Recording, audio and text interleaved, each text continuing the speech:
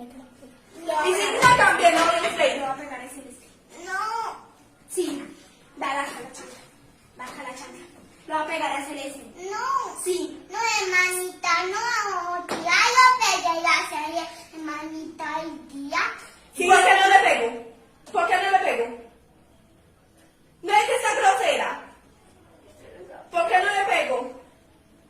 Es que Isabela me permiso que es que yo no Le le van a voy a pegar. esta Le van a pegar a Celeste. Yo le voy a dar una pela bien dura. Sí, Celeste, venga. Dame permiso, Celeste. ¡Ay! Y yo le voy a dar bien duro a Celeste. No. Duro le voy a dar a Celeste. No. Tía, hermanita, yo pegué la serie, hermanita, y ¿Y por qué no le pego a Celeste esta grosera? ¿Por qué no le pego? Dígame por qué no. ¿Mm? ¿Por qué no le pego? Ay, le coge su vestido. Mira. Bueno, será. ¿Le doy duro? No. Sí. No, hermano. No, tía, hermanita. Yo pegué la serie, hermanita. ¿Y por qué no? ¿Por qué no? Le pego. Le pego con la chancla. ¿Por qué? Le pego. No.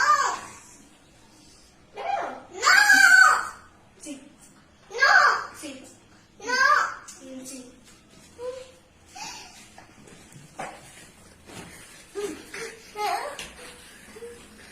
Mami, trae su serie.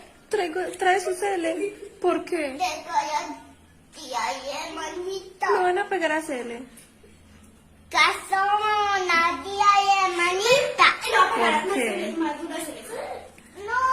Sí. No, hermanita. Sí, lo voy a pegar más No, duro. hermanita. Sí. Por grosera. No. ¿Quiere que le pegue a usted también? No. ¿Le pego a Celeste entonces? Soy ya Celeste que le vamos a dar una pela. Soy ya Celeste. No. Ahí está. La mamá la cuida. Yo cuido la Cele. Yo la cuido. Sí. Bueno, yo la cuido.